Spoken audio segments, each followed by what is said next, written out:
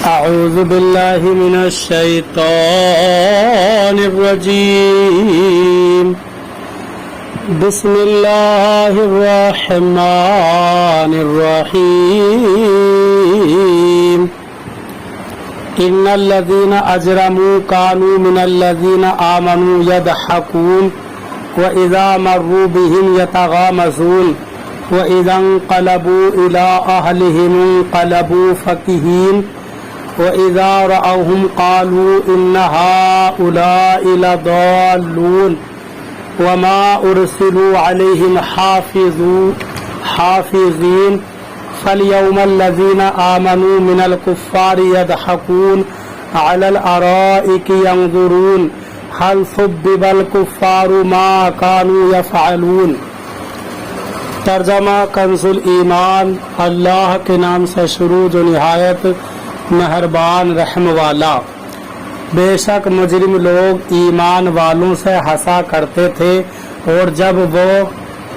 ان پر گزرتے تو یہ آپس میں ان پر آنکھوں سے اشارے کرتے اور جب اپنے گھر پلٹتے خوشیاں کرتے پلٹتے اور جب مسلمانوں کو دیکھتے کہتے بے شک یہ لوگ بہکے ہوئے ہیں اور یہ کچھ ان پر نگہبان بنا کر نہ بھیجے گئے تو آج ایمان والے کافروں سے ہنستے ہیں تختوں پر بیٹھے دیکھتے ہیں کیونکہ کچھ بدلہ ملا کافروں کو اپنے کیے کا. ترجمہ کنزُ العرفان. بے شک مجرم لوگ ایمان والوں پر ہنسا کرتے تھے اور جب وہ ان کے پاس سے گزرتے تو یہ آپس میں ان پر آنکھوں سے اشارے کرتے تھے اور جب یہ کافر اپنے گھروں کی طرف لوٹتے تو خوش ہو کر لوٹتے اور جب مسلمانوں کو دیکھتے تو کہتے بے شک یہ لوگ بہکے ہوئے ہیں. حالانکہ ان کافروں کو مسلمانوں پر نگہبان بنا کر نہیں بھیجا گیا تو آج ایمان والے کافروں پر ہنسیں گے. تختوں پر بیٹھے دیکھ رہے ہوں گے کیا بدلہ دیا گیا کافروں کو اس کا جو وہ کام کرتے تھے. ان الذین اجرموا. بے شک مجرم لوگ. اس سے پہلی آیات میں آخرت میں ابرار کو ملنے والی نعمتوں کو بیان کیا گیا اور اب یہاں سے مسلمانوں کو تسلی دینے کے لیے بیان کیا جا رہا ہے کہ دنیا میں کفار کس طرح مسلمانوں کا مذاق اڑاتے اور ان پر ہنستے تھے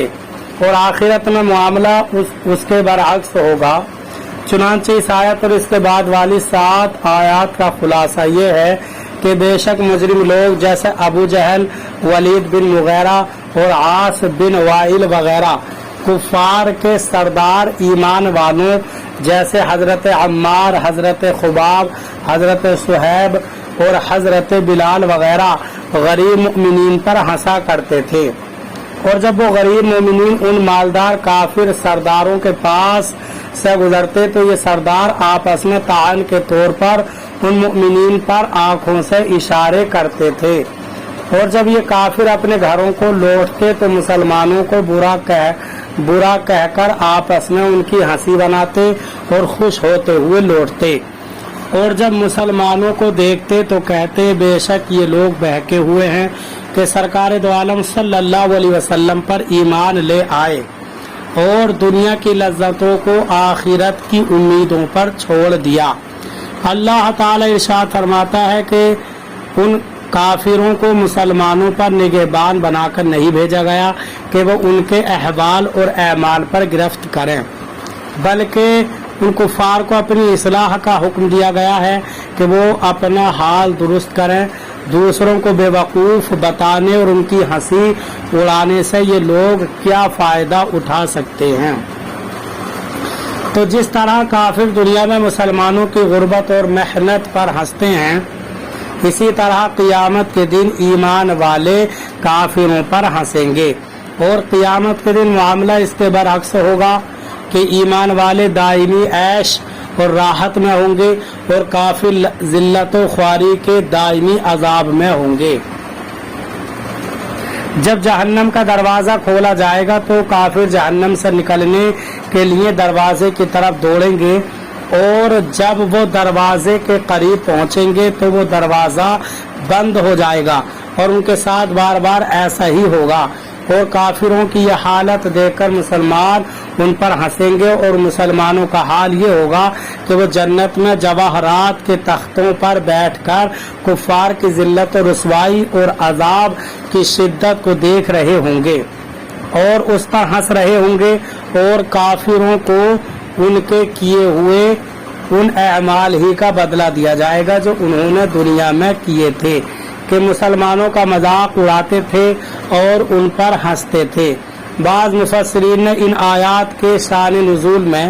یہ روایت بھی ذکر کی ہے کہ حضرت علی المرتضیٰ کرم اللہ تعالی وجہ الکریم مسلمانوں کے ایک گروہ کے ساتھ تشریف لے جا رہے تھے۔ منافقین نے انہیں دیکھ کر آنکھوں سے اشارے کیے اور مسخری سے ہنسے اور آپس میں ان حضرات کے حق میں بےہودہ کلمات کہے،